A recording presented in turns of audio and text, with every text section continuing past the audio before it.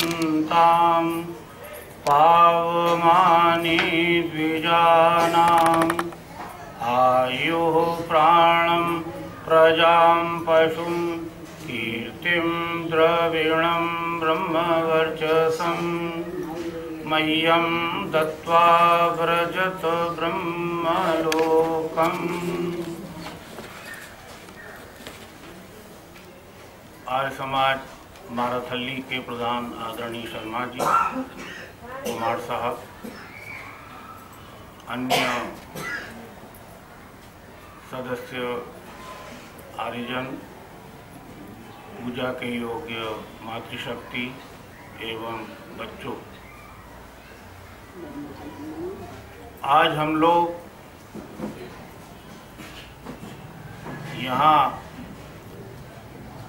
रविवासरीय सत्संग के साथ साथ आज के दिन से जुड़े हुए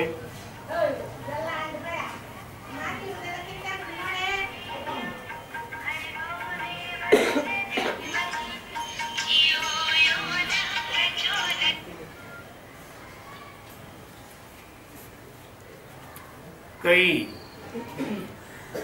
पर्वों को मनाने के लिए भी उपस्थित हुए। वास्तव में आज का दिन और कल का दिन, बल्कि मैं ये कहूँगा कि 13, 14, 15, 16 ये 4 दिन भारतीय जनमानस के लिए बहुत ही उत्साह के दिन हैं। सबसे पहले आज का दिन पंजाब, हरियाणा, हिमाचल में विशेष रूप से लोहड़ी के रूप में, बल्कि मैं ये कहूँगा कि पूरे भारतवर्ष में ही नहीं, संसार में जहाँ कहीं भी पंजाबी स्त्री पुरुष निवास कर रहे हैं, वो सब आज के दिन लोहड़ी पर्व मना रहे होंगे। और ये पर्व विशेष रूप से रात्रि में मनाया जाता है। और आज के दिन लोहड़ी में स्त्री पुरुष बच्चे सब बड़े ही उत्साह के साथ सम्मिलित होकर के अग्नि प्रज्वलित करते हैं और उस अग्नि में खीलों की आहुति देते हैं, रेवड़ी की आहुति देते हैं और अपने प्रदेश के मुख्य नृत्य, भांगड़ा इत्यादि करते हुए खुशी मनाते हैं। विशेष रूप से ये जिन परिवारों में बच्चा उत्पन्न हुआ है, पुत्र उत्पन्न हुआ है या पुत्री उत्पन्न हुई है, या जिस परिवार में नई बहू आई है, उस परिवार में आज के दिन का उत्साह कई गुना बढ़ जाता है और सारे के सारे लोग मिलकर के बहुत ही उत्साह के साथ लोहड़ी पर्व मनाते। रात को अग्नि के चारों ओर बैठ करके वृद्ध रेवड़ी, मूंगफली, गजक या मक्के की खीलें वगैरह खाते हैं और जो युवक युवतियां हैं वो अग्नि के चारों ओर घूम घूम करके नृत्य करते हैं, तरह तरह के गाने गाते हैं और अपनी खुशी को अभिव्यक्ति देते हैं। डिनर में भी आज के दिन सरसों का साग और मक्के की रोटी विशेष रूप से ली जाती है। तो मेरे कहने का तात्पर्य ये है कि आज 13 तारीख है। लोहड़ी विशेष रूप से पंजाब, हरियाणा इत्यादि प्रांतों में बड़े ही उत्साह के साथ मनाई जाएगी। कल मकर संक्रांति का पर्व है। हिंदू धर्म में मकर संक्रांति का पर्व एक विशेष महत्व रखता है। साल में 12 राशियां होती हैं और सूर्य क्रम से उन राशियों से होकर के निकलता है। ये तो नहीं कहा जाएगा क्योंकि सूर्य तो अपने स्थान पर स्थित है। ये राशियां ही सूर्य के नज़दीक होकर के निकलती हैं और कल 14 तारीख को मकर राशि पर यह सूर्य स्थित होगा। इसलिए 14 तारीख का दिन विशेष रूप से महत्वपूर्ण माना जाता है। लोगों का कहना यह भी है कि ग्लोबल वार्मिंग के कारण अब ये मकर संक्रांति आगे के वर्षों में 14 जनवरी को न होकर के 15 जनवरी को मनाया जाया करेगी। ये शायद ग्लोबल वार्मिंग का परिणाम ही कहा जाएगा। मकर संक्रांति के दिन से वैसे तो 12 राशियों पर जब भी कभी सूर्य आता है तो वो संक्रांति कहलाता है, लेकिन मकर संक्रांति ये एक विशेष दिन माना गया है क्योंकि मकर राशि पर आने पर सूर्य उत्तरायण हो जाते हैं। अब से पहले दक्षिणायन होते हैं और मकर राशि पर सूर्य जब आता है तो वो उत्तरायण होता है। और कहा यह जाता है कि सूर्य जब उत्तरायण होता है तब शुभ दिन प्रारंभ होते हैं। जितने भी अच्छे कार्य हैं वो सब कल की तारीख से ही प्रारंभ हो जाएंगे। आप सब जानते होंगे कि भीष्म पितामह जब सरसैया पर लेटे हुए थे और उनको इच्छा मृत्यु का वरदान प्राप्त था, तो सरसैया पर लेटे हुए बाणों की वेदना को अनुभव करते हुए वो लेटे रहे, उन्होंने अपने प्राण नहीं त्यागे। और कहा यह जाता है कि उन्होंने ये कह दिया था कि जब सूर्य उत्तरायण होंगे तभी मैं अपने प्राणों को त्यागूंगा। यानी 14 जनवरी को ही उन्होंने अपने प्राण त्यागे थे सूर्य के उत्तरायण होने की स्थिति में। एक पौराणिक मान्यता भी कल के दिन से जुड़ी हुई। आप जानते होंगे बहुत पहले कोई राजा सगर हुए हैं। अब वो ज़्यादा अकल लगाने की ज़रूरत तो नहीं है क्योंकि कहा यह जाता है कि उनके 60,000 पुत्र थे और उन्होंने अश्वमेध यज्ञ किया था, घोड़ा छोड़ा था। इंद्र ने उनके घोड़े को चुरा लिया और कपिल महर्षि के आश्रम में बांध दिया। वो 60,000 पुत्र घोड़े को खोजते हुए जब पहुंचे तो कपिल मुनि के आश्रम में घोड़ा बंधा हुआ देखा तो उन्होंने कपिल मुनि को काफी अपशब्द कहे।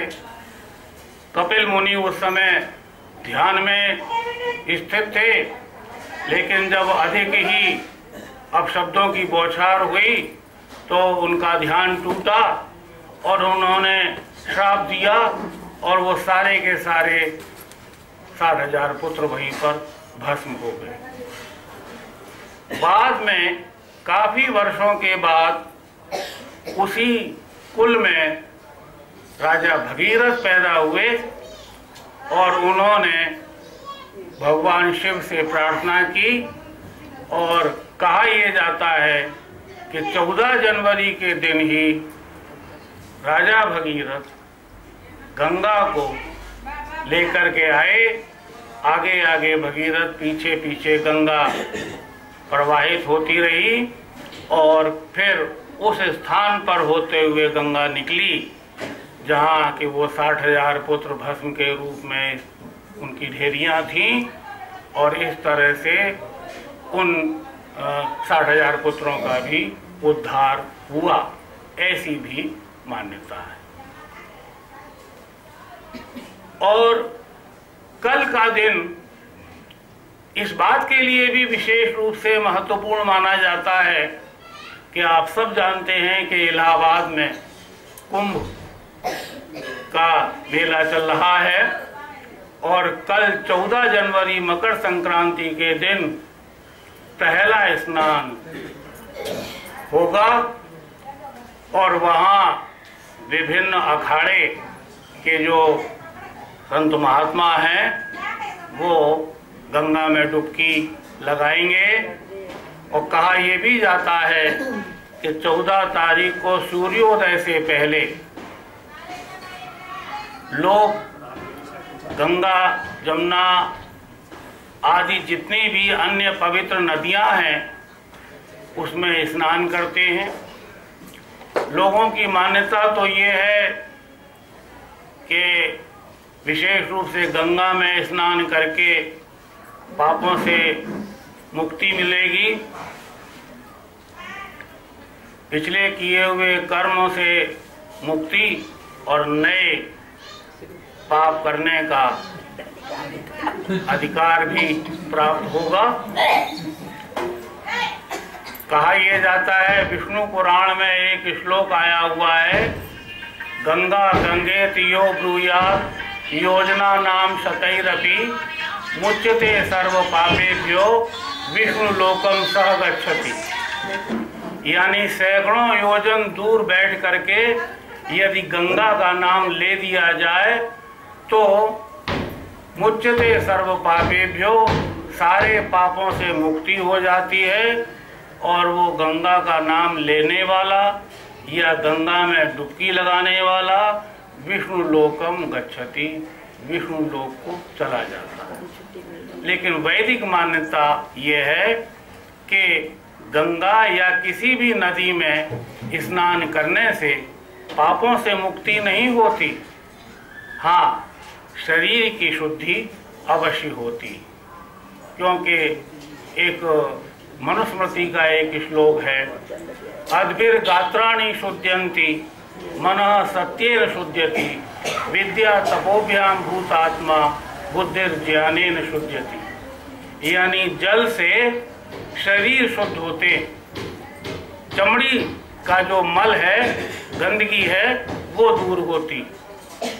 मना सत्येन शुद्ध्यति, मन सत्य से शुद्ध होता है। विद्या तपोभ्याम भूत आत्मा, विद्या और तप से ये आत्मा शुद्ध होती है और बुद्धि ज्ञानेन शुद्ध्यति, और बुद्धि ज्ञान से शुद्ध होती। इसके अलावा अगर कोई कुछ और मानता है तो वैदिक मान्यता के अनुसार वो सही नहीं है, वो भ्रम है या अज्ञान है।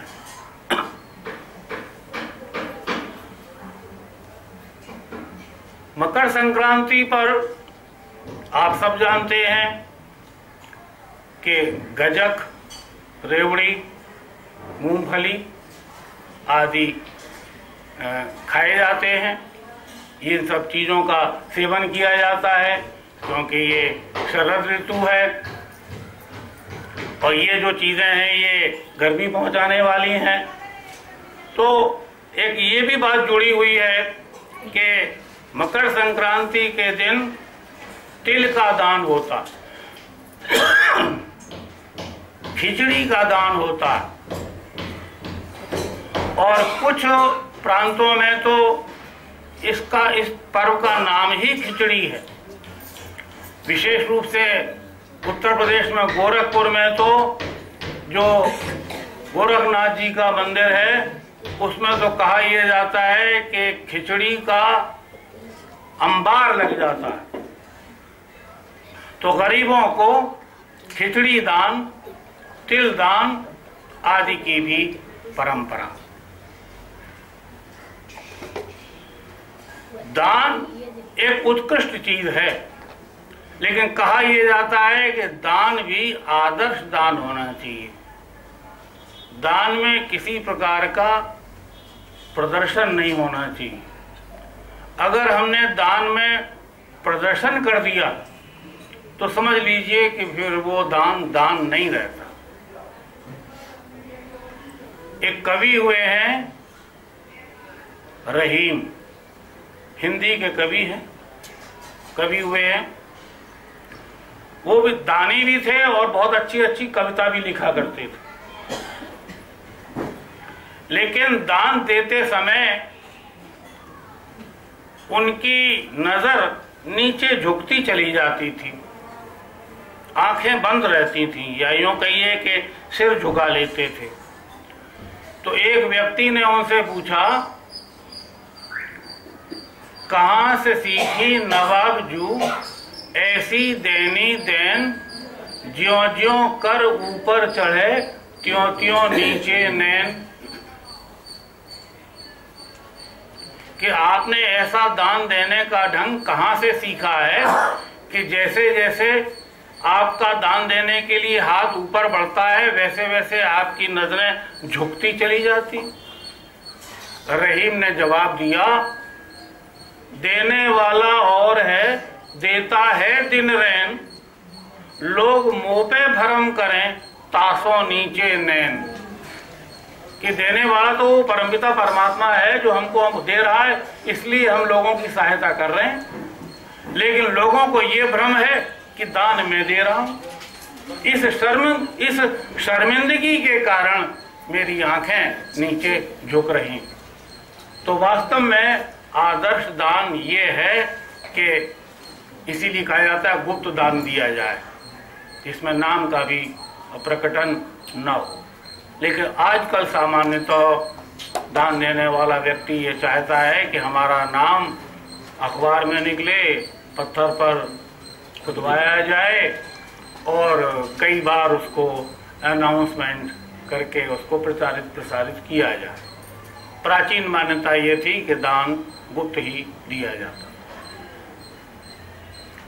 तो मेरे कहने का तात्पर्य यह है कि आज का दिन बहुत ही महत्वपूर्ण है, और आज के दिन से एक और चीज भी जुड़ी।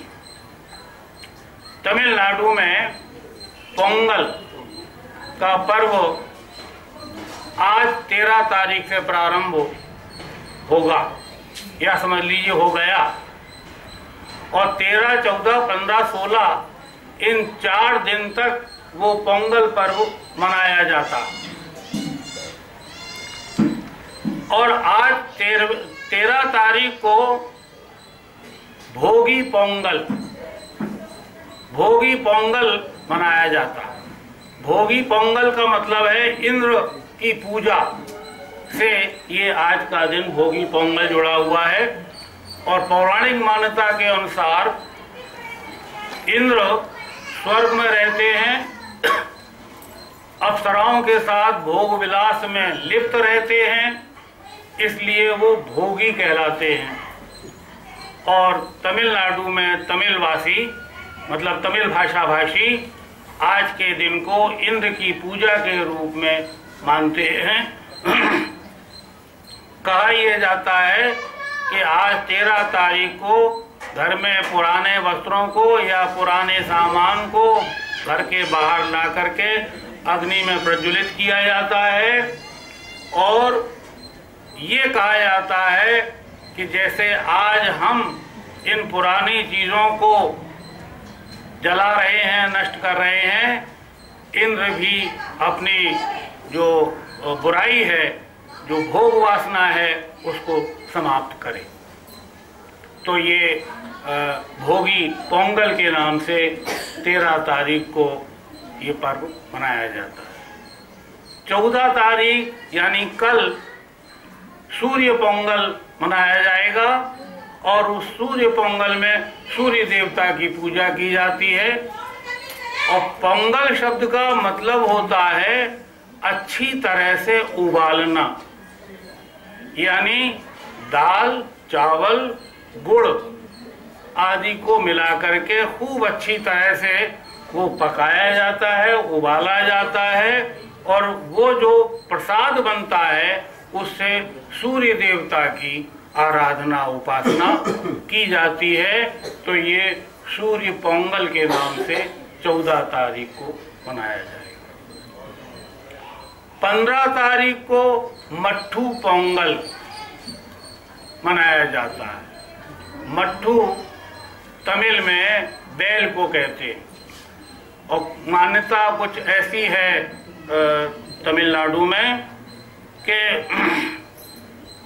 प्राचीन काल में कभी शिव ने अपने उस मट्ठू सवारी नंदी शिव को किसी अपराध की वजह से श्राप दे दिया था कि तुम पृथ्वी पर जाओ और तुम हल में जुटो,